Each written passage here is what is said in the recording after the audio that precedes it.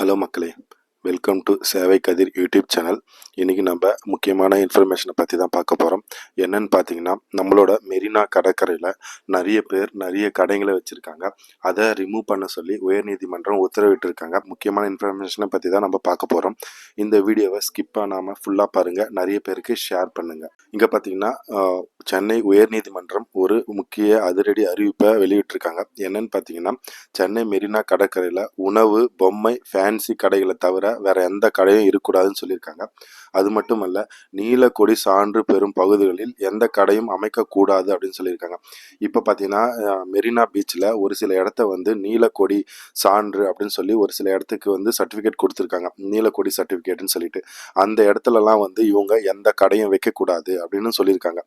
தலைவர்களின் நினைவிடங்கள் அமைந்துள்ள பகுதியின் பின்புறமுள்ள பகுதியையும் நீலக்கொடி சான்று பெற்ற பகுதியாக அறிவிக்க நடவடிக்கை எடுக்க வேண்டும்னு சொல்லியிருக்காங்க. என்னன்னு பார்த்தீங்கன்னா, நிறைய நம்மளோட லீடர்ஸ் எல்லாரோட நினைவிடம்லாம் அங்கே இருக்கு இல்லைங்களா, அதுக்கு பின்னாடி வந்து நிறைய கடைகள்லாம் வச்சுருக்காங்க. இப்போ என்ன பண்ண போகிறாங்கன்னா, அதுக்கு பின்னாடியும் நீலக்கொடி சர்டிஃபிகேட்டை அந்த இடத்துக்கு கொடுத்துறாங்க. அந்த இடத்துக்கு நீலக்கொடி சர்டிஃபிகேட் கொடுத்துட்டா அந்த இடத்துல எந்த கடையும் வைக்கக்கூடாதுன்னு சொல்லியிருக்காங்க. அதுக்கு மேலே இன்னொன்று என்ன சொல்லியிருக்காங்க, உயர்நீதிமன்றம் என்ன சொல்லியிருக்காங்கன்னு பார்த்தீங்கன்னா, உலகில் வேற எந்த கடைகளிலும் இவ்வளோ கடைகள் இல்லை. சாலையில் இருந்து கடைகளின் அழகை ரசிக்க முடியாத அளவுக்கு கடைகள் இருக்குன்னு சொல்லியிருக்காங்க. இப்போ பார்த்தீங்கன்னா, வேர்ல்டுலேயே எந்த ஒரு பீச்லையுமே இவ்வளோ கடைகள் இல்லைன்னு சொல்லியிருக்காங்க. ரோட்லேருந்து பார்த்தீங்கன்னா பீச்சே தெரியல, ஃபுல்லாக கடைகளாக தான் இருக்கிறது அப்படின்னு சொல்லியிருக்காங்க.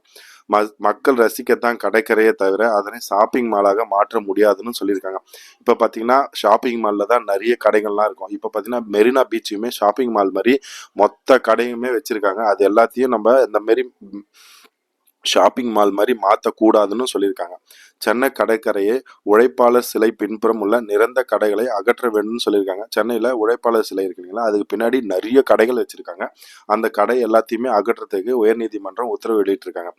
சென்னை மெரினா கடற்கரை கடைகளை முறைப்படுத்துவது குறித்து வழக்குகளின் கடைகளின் எண்ணிக்கையும் குறைத்து புதிய திட்டத்தை தாக்கல் செய்ய சென்னை உயர்நீதிமன்றம் உத்தரவு பிறப்பிச்சிருக்காங்க.